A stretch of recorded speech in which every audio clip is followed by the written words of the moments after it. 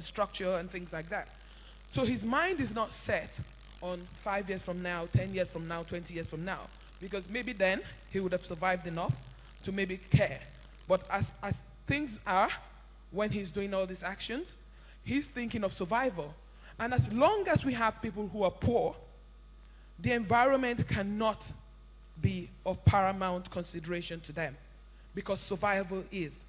And so it's important that while we are addressing things to do with the environment, which is very important, we have to always bear in mind that there are those who will think of survival first. And this plays out, of course, there's this North-South divide or North-South debate in which you see the industrialized countries of the world talk to the developing countries and say, oh, you have to stop doing this, you have to stop doing that. And the developing countries are saying, look, you did all this before you became enlightened. Now you're trying to impose this moral conduct on us. We understand that there's climate change. We understand that we need to protect the environment. However, we also need to develop.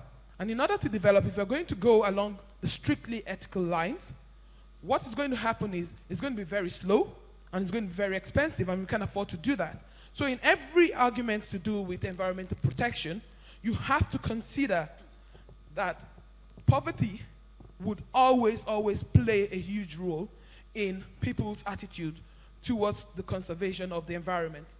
Let me push that a little further, because there's a big argument that this is also probably a neo-colonial agenda to keep Africa and the developing world down, because they need to stop all of these activities such that their economies will continue to grow. Are you a proponent of that argument, or do you think it's all rubbish? I'm not a proponent of the argument at all. I think that's like, to be honest, it's normally those people who just want to sit at home doing nothing, blame everything on the colonial masters. They did this to us, they're keeping us down and all, while we sit here with our arms folded doing nothing, waiting for somebody to come and rescue us. The thing is, we need to be educated, we need to educate everybody. I mean, I'm guilty of some things, of course, like Florence said, maybe once in a while I look around for a bin, you just toss this thing there. I feel bad about it, but I'm thinking, oh, this is melting, I can't carry it and all that kind of stuff. It's really bad. But the truth of the matter is, a lot of people look to others for other things and maybe for bigger and bigger solutions. So things like you saying maybe the superpowers or anything trying to keep us down is not really that at all. But I think there's up to a certain limit, a selfishness in the approach taken on their part. I mean, up to very recently, the US was skeptical about climate change. They argued it was not happening, they did not want to hear anything about it, and of course, what they do what they like over there. But when it comes to you, like the developing countries, you have people say, oh, maybe you have to do this, we're going to give you this grant, or we're going to give you this aid, and there's always one condition or the other tied to it. And in order to do that, you find out that people now become maybe reliant, as somebody had said before, on some certain aid. So it's not necessarily like, oh, we want to keep them down, because now for a lot of people, especially in Europe, because I think Europe like should be applauded, they seem to be at the forefront of this climate discussion.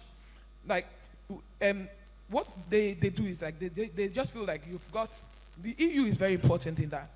Each country is kind of accountable to them, and if you breach it, because you're accountable to what is kind of like a superpower, like, or you've surrendered a bit of your sovereignty to the EU, you can like be fined and things like that, and you have to obey some certain regulations and stuff. But in Nigeria or other African countries, you're just left to your device. Anybody goes there, this one goes and relieves himself over there, this one cuts down a tree here. And the problem, especially in Nigeria, I'm talking Nigeria now, is that people say there are not laws and all that kind of stuff. I'm a lawyer. There are laws. The laws may not be as sophisticated as out in the West, but the problem we have is to do with enforcement and compliance. Because when the laws are there, and you've got like maybe the big oil companies breaching the law, like they say, since 1984, gas flaring has been outlawed, but you are supposed to get a special ministerial dispensation, which even when I was doing my PhD thesis, I had asked to see these things. Most people have not seen it. I don't know if anybody has. And these people keep going and flaring and flaring and flaring. And other people, their abuses and all. There was the Bahrain forest, the disaster over there. There are no consequences. And this is the problem. Until we start to enforce our laws and make people accountable, I don't think we're going to make much of a difference. Thank you very much, and thanks for pointing out.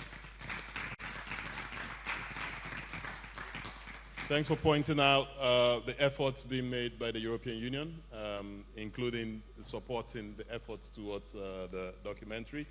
Funto, I wonder if we've run out of time. You know, there's a bit of a sense from the documentary that we might be running out of time, but yet the government doesn't seem to be quite aware of these issues. How do we change the discussion such that the government could pay closer attention to these issues around climate change? Good afternoon, everybody. That's a great question.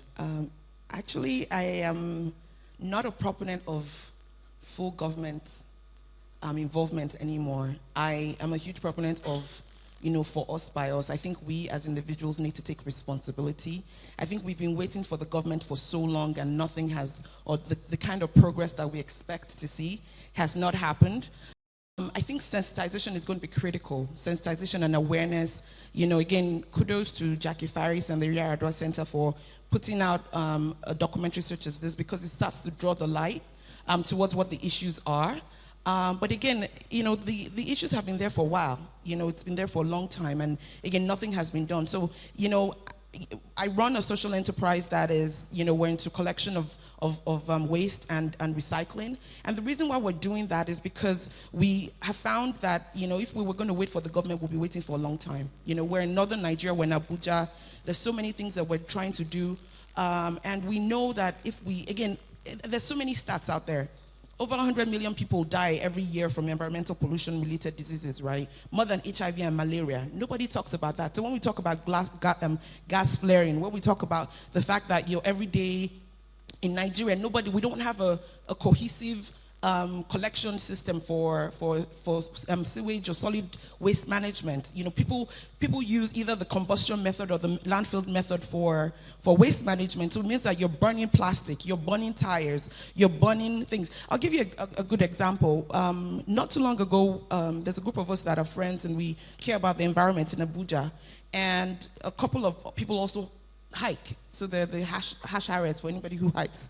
And so we went to Lower Usma Dam.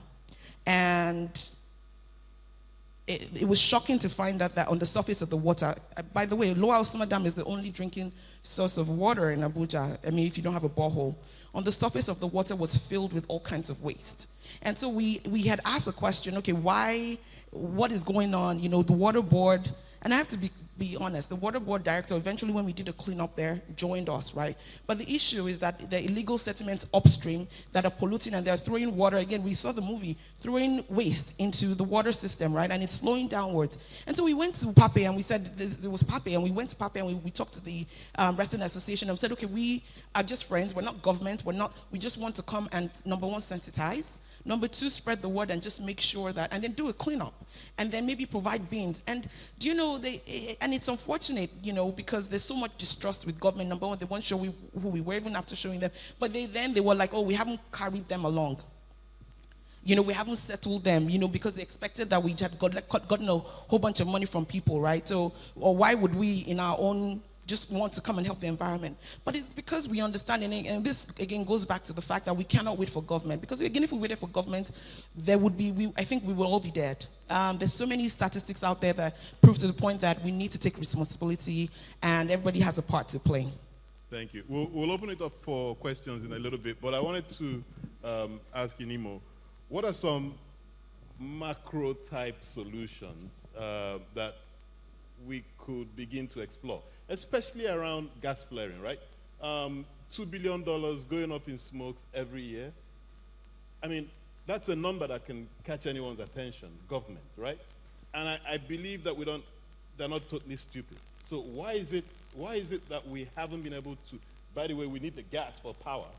So why is it that we haven't been able to do something about it? There must be some reason why. It's a political reason. Because corporations have totally taken control of governments around the world, not just in Nigeria. Governments listen to what corporations say before they listen to the people. And gas flaring started in Nigeria when companies like Shell said there was no market for gas. They put this on their website some years ago. And so it became, said they just started burning the gas. It became standard industry practice. And so even when the Obnoxious Act was outlawed, they continued because, as you mentioned, the fine for flaring gas is neither here nor there, so they keep flaring.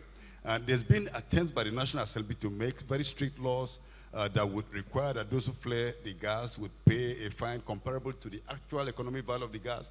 That law never got passed. Even the PIB, now we are hearing talks about starting all over again to bring a streamlined PIB. I mean, and petroleum industry bill. I mean, you shouldn't be surprised about that.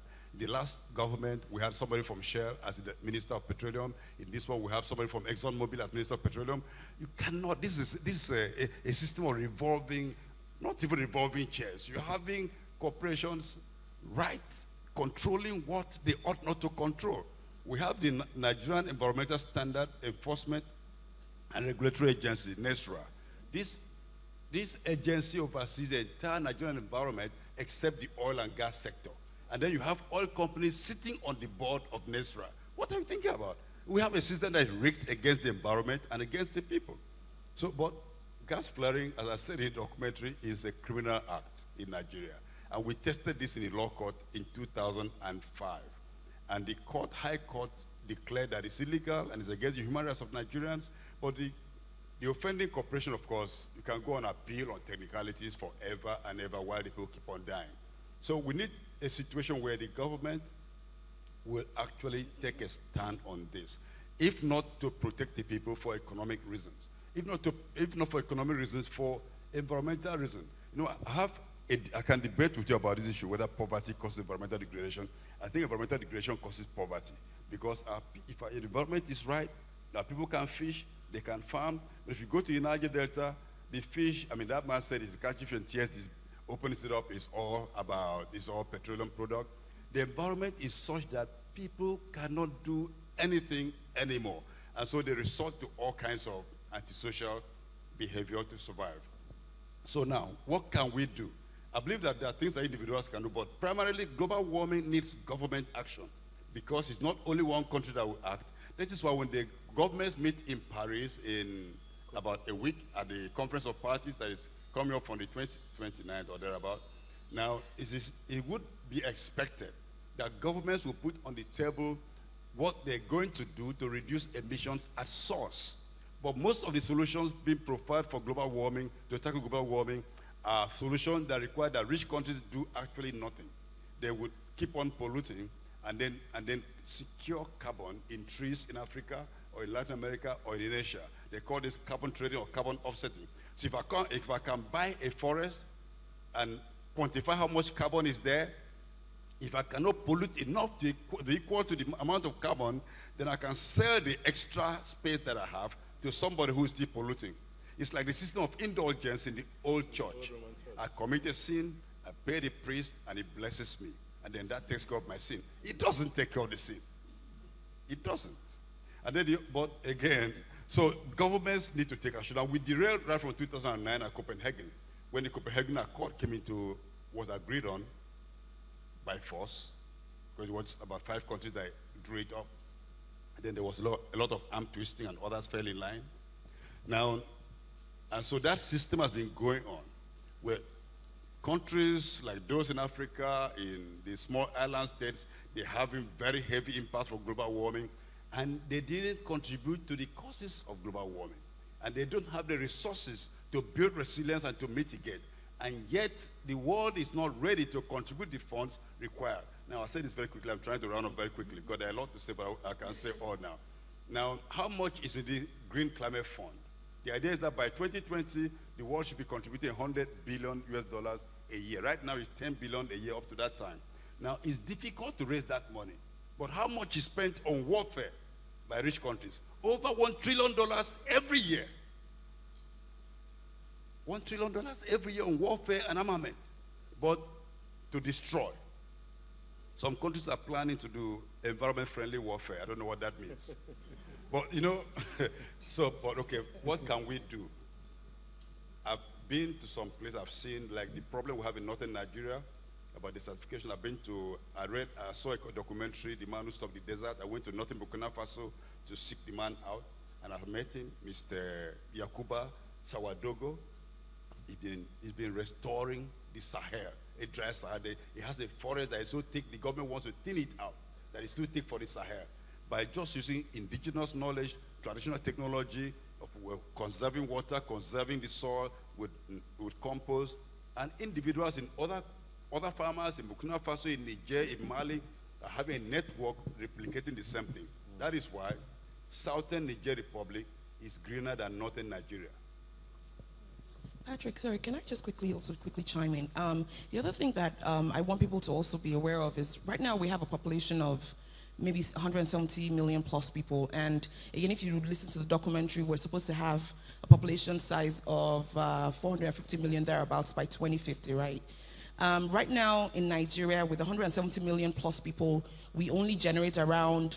Of success. And I think it's interesting, actually, I think looking at it, I can't remember exactly, but I think it's 2009, 2010, 2011. I can't remember which it's for each of you. But all these blogs were started around the same time, been running for about 5 years. So yeah, I think that's interesting in itself. So I'm going to be relatively strict about the 5 minutes because I do really want us to have some chance to discuss between each other on the panel and then to open it up for questions at the end. So Kina, could you start? Thank you, Katie.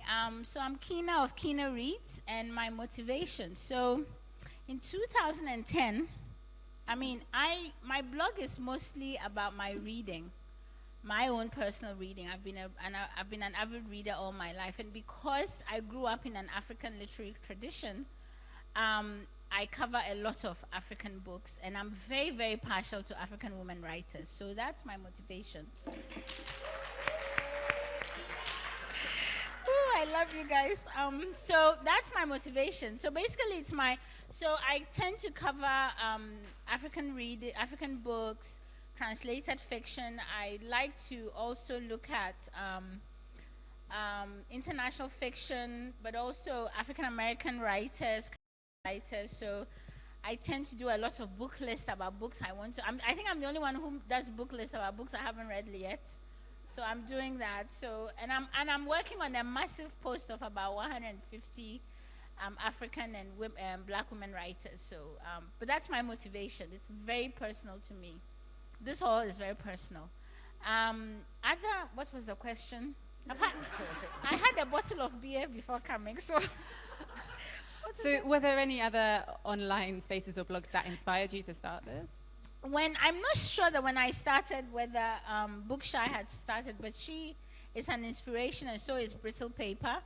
When I thought about starting, I think there's a specific world of, the book blogosphere, especially the American book blogosphere. There was a particular corner of people who deal with translated fiction, and I really liked how they were writing about books from their own experiences, and so that's what inspired me. I think I wanted to add my voice to that collective. I wanted to talk about African writing within that collective. So that's how I was motivated. Measures of success. This is very difficult because I'm an underachieving blogger. I think I spend more time thinking about the books than actually writing them. So I wouldn't say that I'm successful. I'm struggling. I'm a struggling blogger. I don't think you'd be here if you weren't successful. But, and I think it has something to do with my own sense of disorganization. But then there's also so much that is going on in African literature that I get overwhelmed with what I want to say. So sometimes I say a lot of stuff on Twitter that I really should be saying on my blog. But that's it. I think I'm okay where the success is concerned. Yeah, clap for me. Is there any other question? And do you have a sense of where your readers are? Do you have statistics My about readers, that? it's very interesting because, if I was a blogger who was interested in gaming the system for views, there are some African writers that are always taught, like Shoyinka's Telephone Conversation and, the older writers, right? So my readers tend to be coming from, I have a lot of readership from Nigeria, from Kenya, from South Africa, from the United States, from Europe, especially England, And then there are times when I get an onslaught of people, and I can tell that, for instance, in the Philippines, somebody there is teaching Luis Honwanes Who Killed Manji Dog. So you'll find that a lot of people come to the blogs, and I'm sure it's the same with you, from schools. And that is always nice, but what I am always wondering is whether African readers outside of schools are also visiting the blogs. But there's a lot of academic interest. I know that in Legon, in the University of Ghana, for instance, they frequently talk about my blog and other blogs. So, but I'm always interested because the history of African literature is very much tied to curriculum. So I'm always interested in whether we are growing a readership outside of academic spaces. But that's, yeah.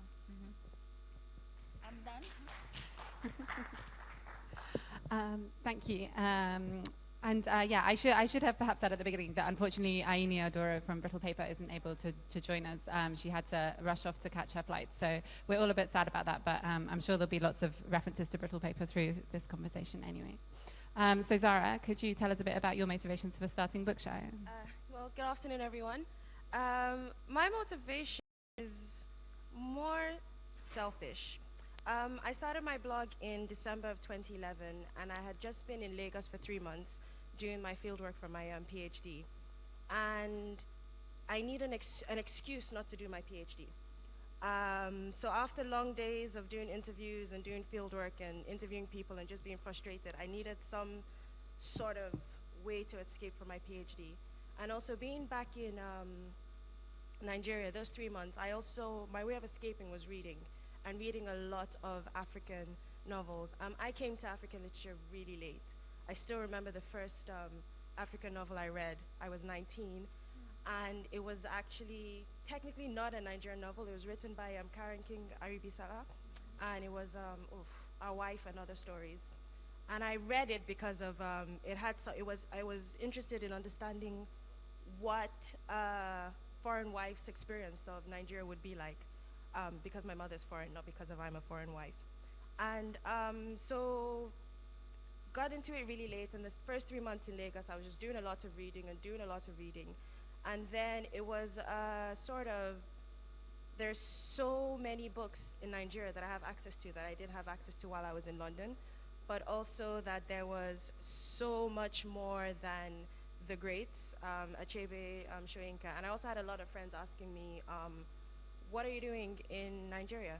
So I pretty much started the blog as a way to just write about the books that I was reading, but write about different types of books. My blog also doesn't really do literature. I'm a fan of lists, but I'm a really visual person. So my lists are actually more based on book covers, because another thing I do is I'm very judgy. I know I probably shouldn't admit this in a literary festival, but I judge books by their covers. I'm very obsessed with the design of a book cover and what thought has gone into it and who designs it and why. I don't know how this passion came up, but it's something that as I've continued doing the blog, I've gotten more interested in. And so as a side, I have a Tumblr which is dedicated purely to African book covers. So I just scour different types of books and I just put them up. I'm also there's specific types of genre I'm interested in. So I'm interested in fantasy. I'm interested in young adult fiction and children's literature as well. So another thing I started doing was curating lists about different genres of African literature. So I'd create lists about crime fiction or curate lists about romance novels. And then from there, I was also, because I'm a geographer by training, I'm also just interested in different regions. So I would also just curate lists about books from different African countries. What kind of books can you get? What do people in Cameroon write about? What kind of books can you get from, I don't know, Angola? And I was also interested in translated fiction. So I would do lists about Lusophone, literature, Francophone, and so forth. The next one was success. I'm quite a very erratic blogger, in the sense that I blog when I'm in the mood and when I feel like it or when I get an idea. And so it's really hard for me to measure success as well for my blog, because I don't count numbers. I mean, if you go on my Facebook page, it's really, it's very small. I'm also very terrible at marketing myself. So in terms of success, I don't know, but I would say there's some shocks. So it's the shocks when you realize the types of people that read or access the blog. So a few months ago, I got an email from a professor that was either in Yale or Harvard, saying that he wanted to do a lecture on Boko Haram and the missing girls, and if I had any recommendations about books around terrorism in Nigeria. And I was really shocked that someone from Yale or Harvard would contact me, because even though I have an academic background, my blog is not academic. Or I get emails from readers in China, which again is quite shocking to me. And in terms of readers, unsurprisingly, I don't know, a lot of my readers are from Europe.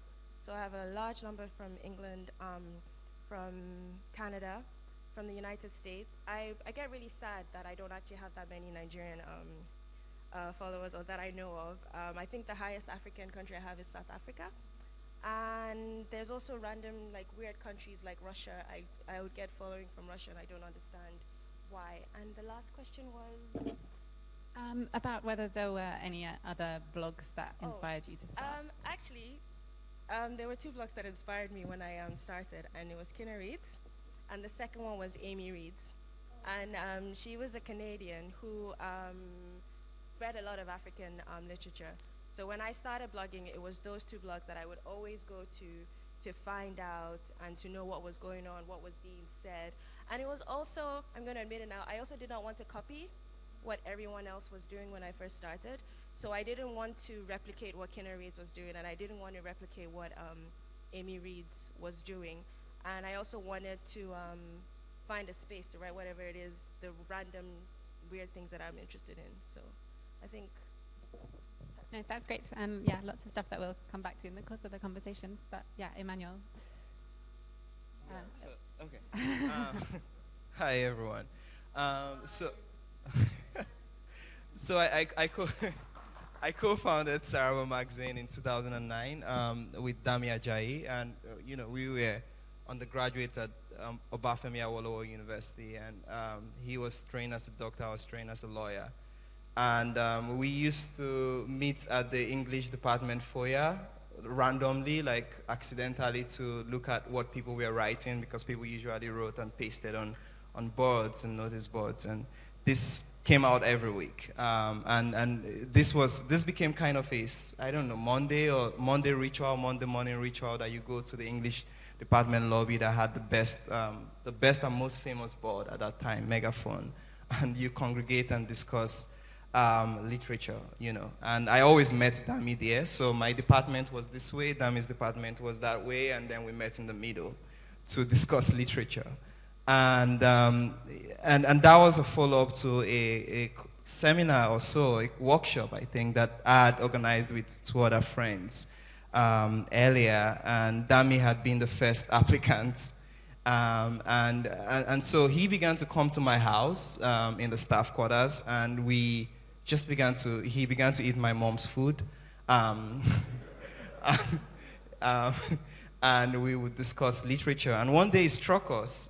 This was late 2008. We had been sending out submissions. He was writing. We were all writing poetry. Really terrible writing, terrible writing, and fiction and all kinds of stuff. And we were sending it out to every obscure journal in the US and the UK that you could imagine.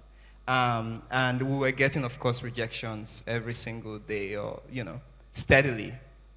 And so we saw this PDF magazine called, I think, Writer's Beats or something like that. And we said to ourselves, hey, we can do this. We can just simply publish all this stuff that is not being published. And we had friends, Ayobami Adebayo, all these guys who were writing great stuff that we could also publish, right? And we had a magazine. We could, start a magazine. And so this was around November 2008, and then in February 2009, we paid, probably 2,500 Naira or something, and hosted a website, and that was it. And the day the first issue came out, El Nathan, Abubakar, like a lot of guys that are now at the forefront of what's happening now were our first, contributors. And it was really exciting. Damit came to my house. It was Valentine's Day. We basically celebrated Valentine's Day by publishing Saraba. And of course, we had no girlfriends. We were trying to woo some girls, but that didn't work. And so that was the beginning of Saraba magazine. And I mean, of course, it's remarkably different from the experiences that have been described here because we are aspiring to be a literary magazine. But I think that what's similar is that this work exists online, and there are certain metrics with which you kind of measure the success. For example, we've published almost 30 publications now. It's kind of astonishing to me. I can't even believe that we've done this for 6 years and we have 17 issues of the magazine. We have almost 10 poetry chapbooks, and we have the special issues that we've been publishing. And so in all, we've published almost 300 writers in the magazine. And that's kind of staggering. I can't even believe that. But I think that that's one way to say, okay, we are trying to do something here, and this is the beginning of something important. And then yesterday I tried to check the metrics, and I saw that it's kind of cool that there are a lot of Nigerians reading Saraba now, going to visiting our website, and so it's 50-50 between the US and Nigeria, and then you have UK following in a close third. And other obscure countries. But I'm so happy that Nigeria is, sometimes some months is the first, some months is the second between the US and Nigeria. And I think that that's significant because to end this, that's their terms of reference. And I think that's clearly making the statement that they are in it for the long term. All right, and so when, for instance, the New York Review of Books talks about a 50-year argument, after 50 years of publishing this journal, they talk about a 50-year argument. I'm thinking, if someone starts and says, okay, we're going to only review books. I'd like to know that they have a track record. So there are even bloggers who look at translated lit. There has to be a track record because I'm no longer interested. I mean, I now understand that other people who have lived these lives and who can better comment on it can and are willing and are commenting. So I don't do those things anymore. I'm going to Caribbean literature because I want to learn about my heritage as well. So I want to. And what you find out is a lot of bloggers in African literary spaces are like that. Like they say, okay, well, I just want to do it at my time, so they don't really get serious with it, and not just the financial motivation now. No, there's something if you get money for something, there's a level of seriousness you put into it. So, and sometimes it happens that maybe there's a book you need to review. I'll put it to tomorrow. So it becomes erratic, and people don't really take it seriously. We don't even know when she'll publish again. So let's just keep the blog to one side until. So the question I really want to ask is, how does this really work? As in, would you prefer to say, okay, I'll monetize my blog so that I can get more serious with it, so that at least I can do more, people will take me more seriously? Or see, I just enjoy my. I don't want people to take me seriously. Maybe people should go and take other people seriously. But because if you say I don't want people to take me seriously, and every blogger does the same, nobody does any work, and then everything is just there. So don't you think money should come in so that people can really do serious work and really get these things out? Because money makes you serious and really work on it. So what do you think about that? Okay, should we answer that? My first comment, she's going to make a comment, but there's this thing about if bloggers are not compensated, they are not going to be serious. There's this other blogger he does translated fiction. He just put up a post about scaling back because of the time that goes into writing a post. So I will typically use 2 to 3 hours to do a post. And that doesn't count that if it's a review, I would have been thinking about it for like a week or two. So the assumption that because we are not compensated, we're not going to take it seriously, scratch that. Because it takes a lot of time. Even list posts, even doing a list post that is a lot of fun, and if you put up a list, people will look at that more than a review. It takes a lot of time. So I don't know what other bloggers are doing, but the sort of book bloggers that we are and the ones that we follow, it takes time to do the stuff that we do, and we put in the time. So maybe if there was money, it would be like, maybe I don't have to go to work, but there's still the time. So it's not an issue of not taking it seriously, because I take it very seriously. Every single word that I put there, I would take it very, very seriously, and I don't know. And I would like to add that, I mean, I'll speak for myself, but I'm assuming it's the same for Akina. I got into this not for money. I got into it because it was something I was interested in. And so, and someone like me, if I start getting paid to work on my blog, I'll probably become complacent. I'll probably actually be like, oh, well, they're going to pay me anyway, so I can write a review whenever I want. But when I'm actually like, these are the posts I want, this is what I want to do, it's something that I'm passionate about. And for me, I think once it becomes about money, I would lose it, because I have a day job and I put all my focus on that. And this blog is for me to escape from my day job. So monetizing it will then make me have to find another reason to escape. And let me add that, because you've touched when I say, like, I have a list, I'm partial to African women writers. And I am so aware that in terms of people consistently talking about African women writers, it's probably me and her, right? So I have a list, and the other day, Loretta Nkobo died. And I was like, oh my God, I haven't even gotten to her, you see? So it's not an issue of, because I grew up within a community, I want people to read about, I want their works to be represented, I want their works to be framed in a certain way, and it is what I want to do. So yeah, money would be nice, but I do not see that I will be any more serious or any more committed to it than I am right now, because these women writers of Africa, they are my whole world, so I don't know. Yeah, and as I said at the beginning, these are blogs that have been running for 5 years. I mean, these are serious spaces. Any more questions not about money? I see one over there. Well, oh yeah, you know, yeah, I'm kind of hesitant about responding because, oh yeah, I mean, that question doesn't apply to me, I suppose, because there's no way we need money, right? Like, we need to, I won't answer that because I'm looking for ways to raise money, right? Of course, you can't dedicate, we've been doing this for 6 years, from publishing all these things for free, and at a certain point, you want to take it to the next level. You want it to matter. You want it to become something central to the African literary or the Nigerian literary experience. You want it to be part of cultural conversations. And you want to organize events. You know, you have a new issue, you want to organize events. Those things don't come by labor of love. Dami and I mean, one of the greatest stories of our time in Saraba is that in 2010, the Guardian UK wrote about Saraba as part of, or one of the writers wrote about Saraba as the Renaissance, you know, happening in African literature.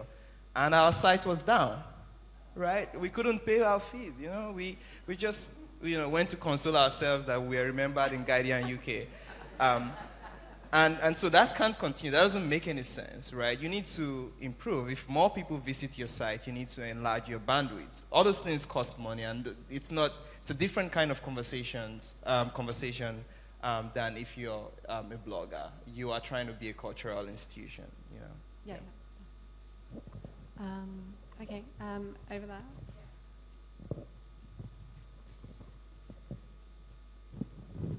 On a lighter note, my name is Mariam Ali from Kano. How did you come about the names of your blogs, like Saraba Magazine? How did it come about? And Bookshire, and how did you come about it? What's in the name anyway? Oh yeah, I mean, yeah, what's in the name? But I actually found out something fascinating about Saraba. So when we founded Saraba, Dami and I were thinking, oh, we want to start this magazine, right? And a friend of ours had written this poem. You know how when you're young, you're writing these poems and you invoke some strange things, you don't know what it means, just to make it sound poetic. So this guy invokes Saraba, right? And it's like, Saraba, and it sounds nice. And Dami and I say, oh, Saraba, that sounds like a good name for a magazine. And that becomes the name of our magazine. And then we say, oh, let's check what this means. And we check, and it means something very strange in Japanese. And we're like, oh, let's not tell anybody it means anything in Japanese. And then I go to Senegal, and they tell me that Saraba means utopia. And I'm freaking out. I'm like, yeah, this is exciting that, Saraba means something, like, this is a place that every, Senegalese sings about. Oh, we are going to Saraba. There's this great famous song in Senegal about Saraba. And I'm like, yeah, we did the right thing. We kind of prophesied in. When I decided to start a blog, when I looked around, a lot of people who were writing about the sort of books, not necessarily all African. One of them was Amy Reeds. And as a reader, it just seemed like the natural thing to say, Kina Reeds. So that was just very simple. And now people think that my last name is Reeds, which is which is nice. But it wasn't anything. It was just about my reading. Yeah. Mine was a play on words. The first one was reflecting myself as a child. I was so shy, I used to escape through books. And now that I'm older, my shelf is always one book shy of a book. So it's pretty much just what I did. Okay, we haven't got much more time, but we have time for, one or maybe two questions if they're quick. Okay. This man with the white shirt.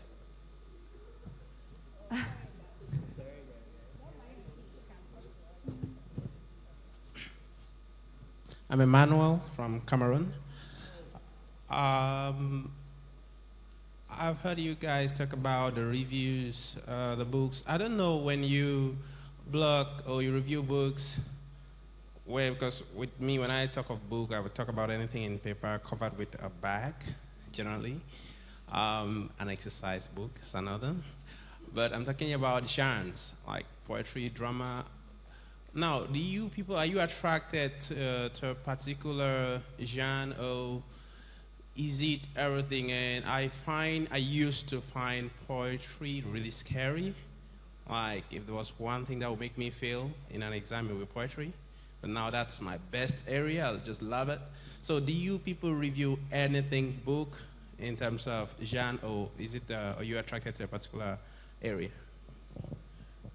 My home genre is literary fiction, and sort of anything outside of literary fiction or in literary fiction inspired by Octavia Butler, which means therefore all speculative fiction by black women and science fiction.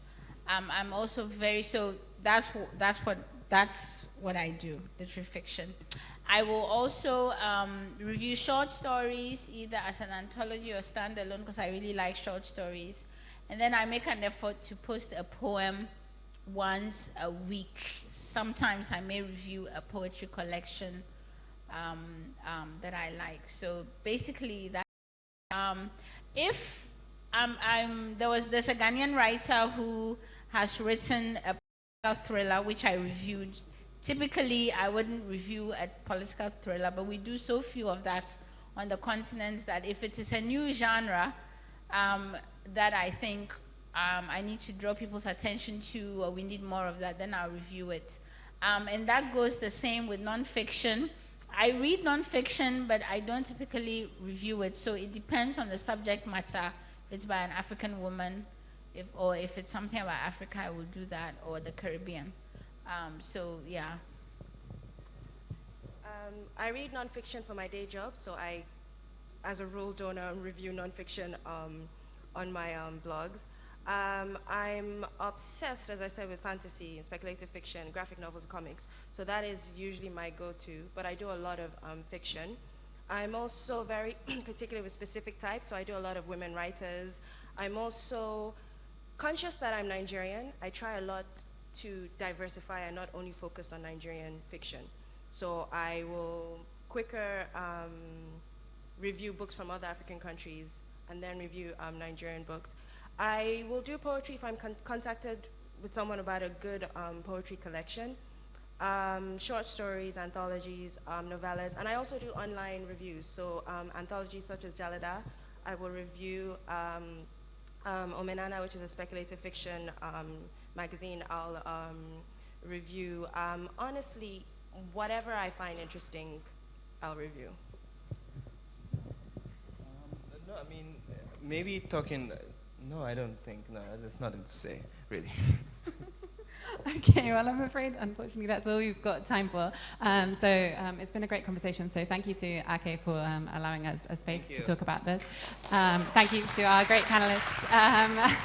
And I'm sure that, these are conversations that will continue by us reading your blogs. And they could continue now via Twitter using the hashtag #AkeFest15. Thank you. Thank you. Media, group photo, please. Just so you know, in about 2 minutes, don't worry, it's going to happen 5 times during the festival. You're going to be able to get the books on the Etisalat Prize for Literature long list. They'll be going for 1,000 naira. Wait. Secondly, you might not have read about the what we're doing in collaboration with the British Council. If you're interested in getting 30,000 naira in book tokens to spend at the Ake Festival bookstore, if you look around, walk around, I'm not going to tell you where these are, but there's one up front. There are 9 banners with poetry, with 9 different poets. You basically create a collage with 4 of those. You take a selfie and you create a collage with 4 different banners and you tweet it with the right hand.